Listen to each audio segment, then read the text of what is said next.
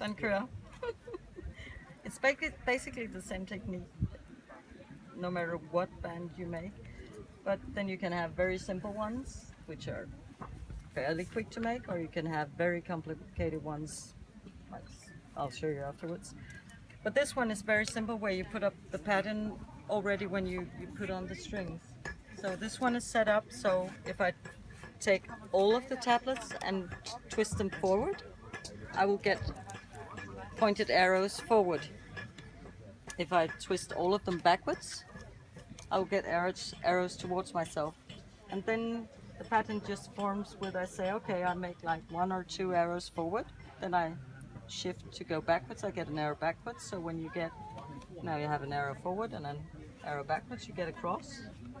And the other way around, you get a diamond. So then it's actually just deciding like, how do you want it? And if you look at the little one over here, we have just said, okay, there you have 5 arrows backwards, and then you turn, and then 5 arrows forward. But it's exactly the same, but still it gives a variation compared to this one. So what I do is, oops, always take, it's just like weaving, you put the yarn through. And now I'm actually at the turning point.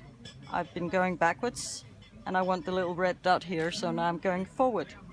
So I just twist all of them forward, take it through, beat it, and try to get my edge the same so I don't go like, now it's 2 centimeters, now it's 1 centimeter. So in this one I have to go 10 times forward and then 10 times backwards to create this pattern. And it just goes like this. So this is very easy, and I can talk while doing it because there's not that much to remember.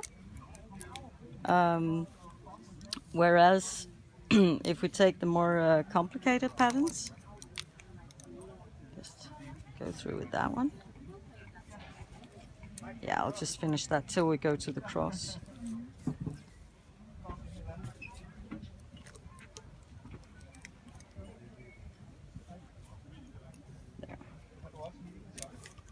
And then always secure these. Yeah. Or the goblins come and do terrible things to them. These, thank you. You're welcome. With these cross patterns, you can make very precise patterns with it as well. You can see very sharp lines. And that is when you start twisting the tablets in different directions.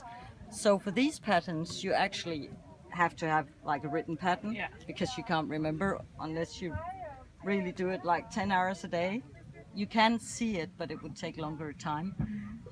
For every second time you put the yarn through, you have to rearrange the tablets, so some go forward and some go backwards to create these very lovely patterns.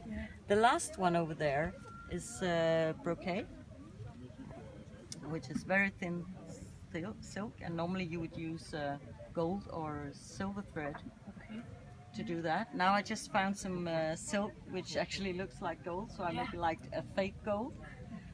That is a bit of a different technique, because there you actually, if you turn it around and see the backside, you see the backside is totally even color, because there you actually don't see the actual weaving, because there, if you come back to the you actually just twist these and have this to go through to bind it. Then you have a second, which is the gold thread, where you pick up and say, okay, this should be the brown color, so that is picked up. When I go over, that will be the gold. Okay. And again a brown and a gold, and that will be the pattern you see. Yeah. So you actually weave it on top of the weaving. Yeah. And then you go through with it, of course. So that's kind of the 3 stages.